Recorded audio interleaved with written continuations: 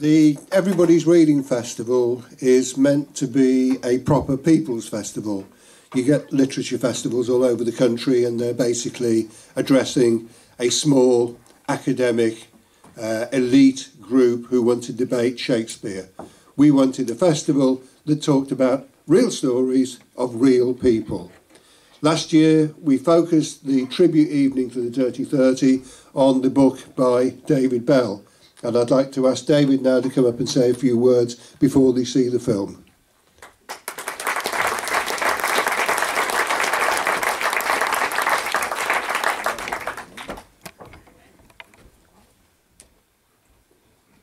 Good evening, everyone. My name's David Bell, and I wrote the book called The Dirty 30, Heroes of the Miners' Strike. How I came to write it was, back in 2005, I was asked to write a book about Leicestershire heroes, and I was determined to get some good left-wing heroes in there, Sue Townsend and Linda Straw, and I did manage to interview and get a chapter in on Malcolm Pinniger, Benny, the leader of the Dirty 30. And then a couple of years later I was doing a book on memories of the Leicestershire coalfield, and I found Rick Richmond, and incorporated him in there. And the book came out on the 23rd of February 2009, and on that day I was at a reunion of the Dirty 30. My book was published that day, and it was my 70th birthday. That's the best birthday ever. Since the book came out, I sent a copy off to a chap in Liverpool, singer-songwriter called Alan Parry. Sounds like John Lennon. And he turned the story into a wonderful song. And I do suspect, I'm not sure, that during the film you might hear bits of Alan Parry singing on it. And then, of course, now it's Brian and Len have turned it into a film. So for a writer, things can't get better than that. The name, The Dirty 30, was made up as an insult. Somebody rang up Radio Leicester, somebody who didn't approve of the miners going on strike, and referred to them as the Dirty 30 because A, there were only 30 odd of them, and B, there were miners that were bound to be dirty. It was one of those, you know. And but they took it on. And in that, it's comparable with the Quakers. The Quakers originally was an insult made up by a magistrate who was trying them, but they took it on and wore it. The Old Contemptibles in the First World War. They were called the Old Contemptibles by the Kaiser, but they decided they could live with it. And even the word suffragette was made up by the Daily Mail. Suffrage, fine, the vote. E-double-T-E, old, the girlies who want the vote. It was a patronising thing, but they took it on and wore it, and the Dirty 30 did the same thing. Initially, Benny, that's Malcolm, wasn't too keen on them calling themselves the Dirty 30, but the others persuaded him that it would be a good thing, and it turned out to be, because nobody over the country would ever have heard of, do you mean the minority of striking miners from Leicestershire? You mention the Dirty 30 and everybody knows who you're talking about, with it being catchy. In fact,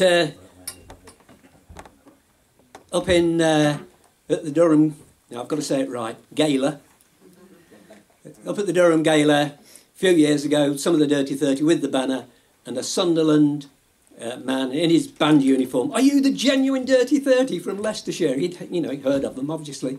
And he asked them to carry the banner in front of his band, and people all over the country reckon the Dirty 30. This one came from a miner up in Armsthorpe in Yorkshire, and he sent this.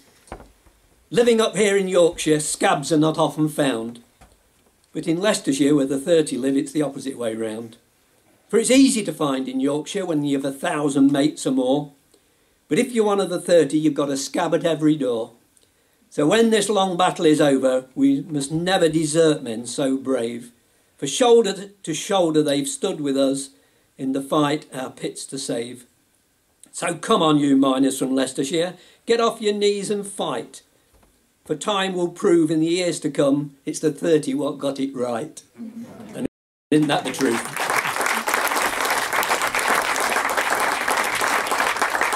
So who were the Dirty 30? I mean, there could easily have been 80 of them, because when the Kent pickets came up, originally to Bagworth, and spoke in the canteen, 80 people walked out, but they were ordered back in by the Leicestershire miners' leader, and that's how it was reduced. There were always more than 30, it was in the 30s. 19 of them from Bagworth, the rest from Whitty-Kellistown, and one chap, Johnny Gamble, came out on his own at South Pit, just one man. And again, they were varied. There was one of them was a management trainee, two drove, that was Darren, and Rico, and one who rejoiced in the nickname of Geek, drove the cutter on the face at Bagworth, and some were working on heading, others were in the power group, electricians and fitters. Some were lucky, some were single, living with a mum and dad. Others had a wife working, but others didn't, had small kids, and of course they were getting a strike pay in Leicestershire because Jack Jones. When I say Jack Jones, I'm not talking about, you know, the Jack Jones who fought in the Spanish Civil War and became a leading light on the left in the Union movement. This Jack Jones was from Dorset, ex-Navy man, and he didn't like the Dirty 30.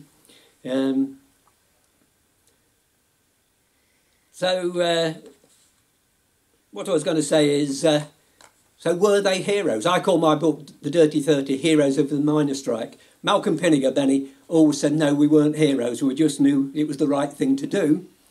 But as Alan Parry sang, I'll just give you his chorus, and where he's put, they were called the Dirty 30, so they wore that name with pride, as the only striking miners that stood against the tide. And if you call them heroes, they would surely disagree, but the Dirty 30 and their kin are all heroes to me. And so, were they heroes? Yes, they bloody well were, you know, and still are. They put up with a lot, intimidation, nasty phone calls, name-calling. Benny even have a chap break into his house at 2 o'clock on a Sunday morning and try and duff him up. And were they heroes? I think everybody here will think that they were, and we'd be right. Thank you very much. Now for the main act, the film.